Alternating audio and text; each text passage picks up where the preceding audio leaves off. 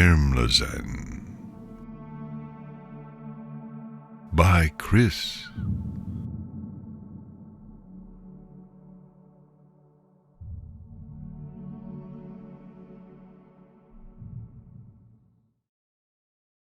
Three ponies stood before the cavern, the setting sun silhouetting them against the mountain ridge upon which they stood. One pony faced the cave, staring into the gaping hole which towered above her. Two ponies faced her, occasionally glancing at one another as if for support. The first pony spoke. "It is here." She said it with a quiet certainty, a surety which would brook no argument. Nevertheless, the other two shifted uncomfortably. They made eye contact again, and by mute agreement, one of them took up the burden of answering her. "With all due respect, Cirrus and I must disagree." The first pony's gaze did not waver from the cave. "Nevertheless, it is here." "Princess, I'm sure you know more about dragons than either of... We do. than either of us. But there's nothing about this cave that suggests it's here. There's no smoke coming from the entrance, there are no bodies, and no smell. There's no sound, Princess. A dragon that size cannot help but rumble when it breathes." It is not breathing. The two looked at one another again, consternation playing across their faces. This time, the other spoke. "You're asking us to believe, based on this hunch of yours, that there's a dragon in there, and it's holding its breath?" He looked up at the cloudless sky. "There's not even a trace of smoke in the sky. Just how long do you think it can go without breathing, Luna?" "Princess," she growled back, though she still did not look away from the cavern. "or dost thou presume to speak with our sister so familiarly as well?" Cirrus looked more resentful than abashed. Nevertheless, he lowered his head in apology. Princess Luna took a testing sniff, then nodded. "A dragon, full come to maturity, may lie motionless, as if deathful, utterly still to its very lungs, for days, some for weeks." Her tail swished. "One possessed of the knowledge of centuries." Her eyes narrowed as she spoke. "A condition thou shalt ne'er be troubled by. Might learn many ways to mask the scent of decaying flesh." She lifted a hoof, paused, set it down. "It is waiting. It knows we have come. But it cannot hide one sound." Cirrus bit his tongue, but his companion rose to the bait. "And what sound is that, Princess?" She gestured with her horn, not once letting her gaze wander. "It is the sound of silence. Do you not hear it, Cirrus, Azir? The purity of the nothingness which surrounds us." Both ponies cocked their heads, twitched their ears. There was nothing. No birds, nor beasts. Aye, though ye be mighty of earth and sky, each shall ye trammel in solitude.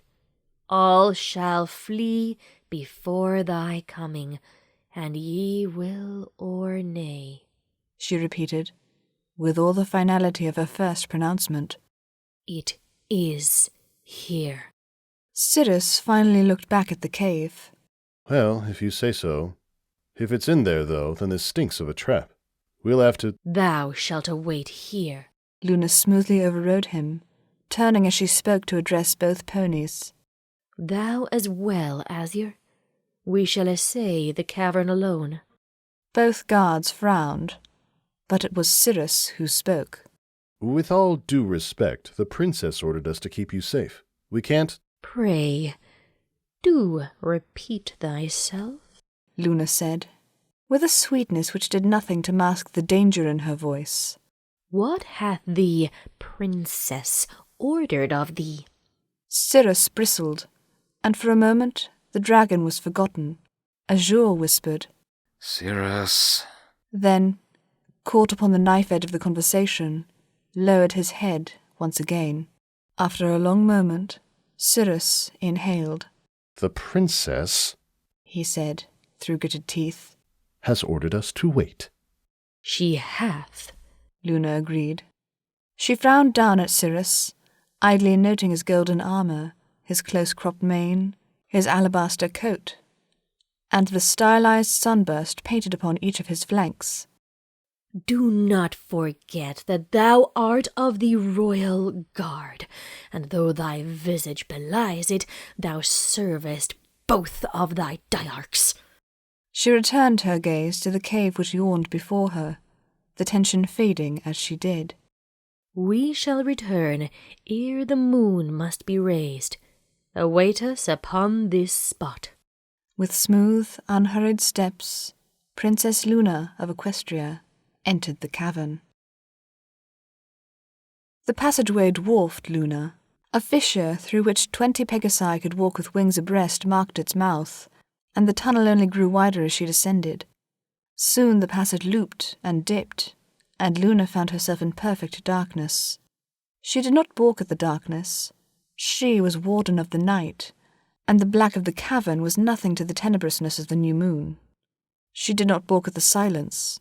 She was guardian of dreams, and the preternatural stillness of the cave was nothing to the true silence of the deepest slumbers. She did not balk at the weight of the stone above her. She was mistress of the moon, and the rock massed over her head was nothing to its weight and majesty. She descended slowly, her only companion the echo of her hooves upon stone. After a time, she felt the air change. The passage had opened into a massive natural chamber. She paused, and above her heard a whisper which made stones tremble. Thou shalt not take me unopposed, Wyrmlysan. Without transition, Luna was engulfed in excoriating green flame. The stone around her liquefied, casting a red-black glow, its angry light echoing the discordantly violent jade of the inferno. She was alone in a world of all-consuming fire. She did not balk at the conflagration which enveloped her. She was matron of the void, and no mortal fire could touch the endless cold of the nothingness between the stars. When the fire ceased, she stood unharmed, her hooves sinking slightly in the glowing pool of lava which coalesced beneath her. As she stepped lightly forward, a pair of eyes larger than Luna herself glittered high above, shining dully in the rock light. Again, the deafening whisper echoed through the cavern. Thou art come to thy... The voice paused, and the eyes came swiftly closer. Luna stepped free of the molten rock as the eyes approached, until the massive purple head which housed them was only a few lengths away from her, its size only hinted at in the swiftly fading illumination. They stared at her with unblinking intensity. Luna returned their gaze. We are not our sister, she whispered, her voice dwarfed by that of the dragon, yet no less dangerous. We are not the Drakenbane. No. The dragon breathed, its exhalation a fresh oven burst in the fast, cooling air. Thou art not Wyrmlysan. You are the other. The head pulled back, out of sight once more, save for the two glittering eyes. Why have you come to this place? As the last light faded, eyes too faded from view. Luna was once more cocooned in darkness. Still her gaze tracked its through the cavern's unlight. It is good that we are remembered amongst thy kin, who have forgotten so much. Her muzzle furrowed, as she at last allowed her face to show a hint of anger. Who have forgotten the Freepony, it seems. She lifted herself into the air, her eyes still locked with the dragon's despite the darkness. Thou hast committed murders against pony kind, against the oaths which bind thee and thy people. The lenity of we and our sister thou canst no longer claim, and thy life is forfeit. She felt, more than saw, the dragon's nod. Aye, it is. I will not deny my deeds. Yet, you are not Wyrmlysan. You are not without Nemigan. Will you hear my plea? Luna bristled. Thou would charge us with weakness? Ill this becomest thou, who beggest us for clemency. Still, she did not make any move to attack. The dragon rumbled. Is weakness not what ponies desire in their rulers? When I came upon the village, they begged me for mercy. It lowered its head in submission. Perhaps there is some nuance which escapes me. I meant no offense. Still, I ask not for myself, but for the Wyrmlysan. The worm turned. Come, and I will show you. Please. The dragon set off into the mountain, its footsteps reverberating through the walls. Luna considered, then followed. The dragon could not live. By the ancient truce's terms, any of its kind who took the life of a pony within the realms of the princesses surrendered all protection from their wrath. Yet a brief delay could be allowed. The dragon's behavior intrigued her. Ere she killed this dragon, Luna intended to learn who or what the Wyrmlysan was, and why this dragon pled for mercy on its behalf. The chamber which Luna was led to was small, considering its inhabitant, perhaps a few 100 feet wide and half again as tall. There was no hoard here. The dragon, it seemed, had not brought its trove. Luna paused to digest the implications. It did not intend to survive this transgression. At the center of the chamber was a stone dais, glowing with a faint white light and carved with symbols foreign to her. Upon the stone lay 6 pony corpses and a single purple-spotted egg. I will not deny my deeds, The dragon repeated. yet you must know their purpose, for it is condign to your kind and mine that these deaths serve a larger design. Behold, He gestured at the dais. the Figurkanstan. Luna studied the rock, ignoring the bodies it bore. She frowned. The Figurkanstan has not been seen by any pony in millennia. Many of my subjects believe it to be a myth. But even in those myths, it is known to be ensconced in the domain of the Wyrmlysan. This cannot be it. True, and yet you know that it is sooth. The dragon replied, settling its bulk so that its head rested near the dais. You can feel its power. It was not a question. Luna did not bother to answer. Instead she asked, How, then, is it come before us? The dragon sighed. I shall tell you. Do your myths speak of the purpose of the Figurkanstan? Luna glowered. Thou forgettest whom thou doth address. We know more of thy kind than thou dost thyself, and need no myths to recall the fate stone's function. She clipped the last word as she settled herself, her face and posture returning to the studied neutrality she had maintained since she entered the chamber. Thy kin bring their eggs to the Wyrmlysan, that they may be placed upon the stone. It foretells their fortune, it is said. The dragon snorted, then carefully adjusted one of the bodies which its exhalation had jostled. It is more than that. The stone tells of that which will be and which may be. It speaks of destinies and of possibilities. But that is but a part of its power. It turned an eye to the stone, looking upon it with something akin to reverence. It creates futures. The longer an egg rests upon the Figurkanstan, the more set its prophecies become. Luna studied the markings on the rock once more. And what prophecy is here writ? The dragon shrugged an eyebrow. The symbols it speaks in must be interpreted. This is the function of the Wyrmlysan.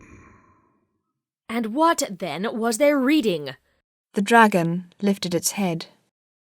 I shall tell you, for their words are burned in my mind. When Majory writes life or death, when Theurgy brings newfound breath, the Wyrmlysan shall rise in might, presaging triumph for the light, and shall redeem the Draken line in eyes of pony, eyes divine. With heart of Equus, soul of Drake, their strengths and he a meld shall make. When 6 are one, the one shall he make whole and bring forth harmony. Luna cocked her head skeptically as the dragon finished. How convenient that thy seer's words should translate so smoothly to Equish rhymes. They were not translated. The prophecy was in thy tongue. Luna paused on the tip of speaking, unsure what to make of this revelation. The dragon sighed, its breath another furnace blast, and continued. Never before has the prophecy been rendered in pony speech. If the meaning was not portentous enough itself, surely that would be a sign. Luna nodded slowly. How came the stone to this place? The dragon turned its head to face her directly. I stole it. Luna looked sharply at the dragon, seeking any sign of falsehood. Finding none, she asked, Thou hast stolen it? The most secret stone of dragon kind? It nodded. The stone's words must come to pass. I slew the guardians and took the stone, flying to Ponylands like a thief in the night, that mine egg might rest upon it the longer, that the words would be set and their promise guaranteed. Aye, and I would do it again, for the dragons must have their Redeemer. It gestured around the chamber, a bare, natural cavern, cold and damp despite its occupant. Save for my hoard, this could have been my home in the Tarragon Range. It could have been any dragon's. It lowered its claw. The great castles of our ancestors are distant memories.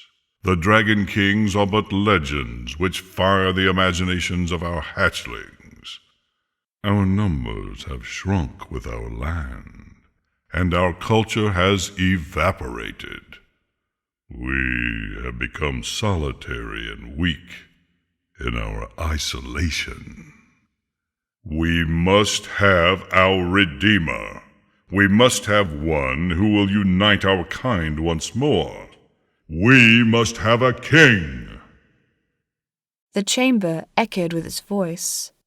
Luna waited until the echoes ceased, then finally turned her attention to the 6 corpses which surrounded the egg. And these ponies? She asked. Her voice mild. The dragon nodded. When 6 are one, and heart of Equus, I may not be trained in the Wyrmlysan, but I can read these portents well enough. It gazed down at the bodies. 6 pony hearts for the Wyrmlysan. When I raised the town, these 6 were the first to rush to its defense. It bowed slightly to the dead ponies. Only the bravest shall be worthy of the Redeemer. Luna looked at the bodies impassively. Thou hast broken the oaths which bound our peoples. Thou hast slain those whom we are sworn to protect. She turned and faced the dragon. Thou shalt perish this day. I will not deny my deeds. It said once more. I only ask in the name of your Namigan, your mercy. I ask that you spare my child.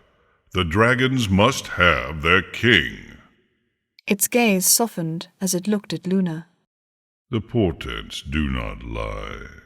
He shall redeem us, not only for ourselves, but for your people as well.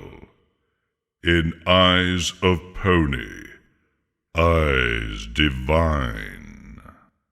Luna glanced at the egg and then back. She did not answer. The dragon reared back. But now, the time for words is over. Come, O princess. I have no power to defeat you, but I shall not die a coward. It sucked in a breath, preparing to unleash its fire. Luna's horn pulsed. 2 ponies stood before the cavern, illuminated by the last rays of the sun. 1 pony faced it, staring into the gaping hole which towered above him. 1 pony faced west, watching as the sky began to darken. Both jumped as the stone beneath them suddenly spasmed, and a guttering roar issued forth from far below them. There had been intermittent jolts and rumblings for more than an hour, but this was an order of magnitude beyond any of them. As suddenly as it had begun, the shaking ceased. That's it. I'm going in after her, said Cyrus, turning away from the sun's dying rays. He took a step towards the cavern, but Azure turned, stepping in front of him. She told us to wait here, he said, for what seemed the dozenth time. She ordered us, and she said she'd be back in time to raise the moon. Glancing over Cyrus's shoulder, he added unnecessarily, She has a few minutes yet. We can't... There is no need for any further bickering, said a voice from the cavern. Seemingly without transition, Luna emerged from the darkness. Stand aside, that we may bring forth the night in peace. Cyrus rose from the half-bow which he and Azure had both dropped into upon her arrival. Princess, Aside, guard. Gritting his teeth, Cyrus moved away to stand beside Azure. In silence, the two watched as Luna's horn lit with dark waves of magic. As the last rays of the sun fell from the earth, another light rose opposite it. In moments, the moon shone down upon Equestria, its silver light a palliative counterpoint to the daytimes. Her even-time charge fulfilled, Luna turned to the 2 guards. The dragon is slain. Your services are no longer required. Return to Canterlot, bearing news that the Oathbreaker is no more, and return to your duties. Cyrus spit back a comment, but Azure spoke in his stead. Princess, we aren't to leave you alone. Luna cocked her head, her lack of obvious anger more frightening than any bluster could have been. We have made a decision. Henceforth we shall give our orders but once. When thou returnest, Azure, inform our royal guard of this as well. Inform them that the first to disobey a direct order shall serve as an instructive example of our desire for obedience. The guards exchanged a glance. By unspoken accord, they took flight, banking away toward Canterlot. When they were gone, Luna's horn glowed once more. Out from the cavern's darkness floated a single egg, a smooth, spotted dragon's egg, perhaps as large as her head. She set it on the ground before her, and after staring at it for a moment, sat down, facing it. Well did Luna know the seductive power of prophecy. She was guardian of dreams, and she had seen ponies project all manner of constructs onto the flimsiest of pretenses. The dragon had convinced itself that the egg before her held a new dragon king, one who would restore the lost glory of its people. The dragon had created a bridge to the future from wisps and shadows. Luna knew only too well that wisps fell away with the first winds, and shadows melted and died with the changing of the light. Even if the whelp's fate were writ by the stones themselves, interpretation was impossible. Still, one line troubled her. Presaging triumph for the light. She stared at the egg for long hours, hardly aware of her moon cresting above her head, then beginning its slow descent. As it made its way downward, she grasped the egg with her magic and unfurled her wings. A few short minutes later, she sat at the very top of the mountain, the egg resting before her once more. Far below, and to the west, stretched a wide farmland, dotted with villages. She scanned them with immortal eyes, searching for any life, any movement. There was none. She continued looking until the sun broke over the horizon, illuminating the valley, until the ponies below rose from their slumber, coming forth to greet the day. With the tenderness of a mother, she lifted up the egg. She stared at it for a long moment, following the pattern of its purple speckles, the minuscule ridges. Thou art not the Wyrmlysan, she whispered, and I fear no prophecy. With a single, vicious spasm, she dashed it upon the ground.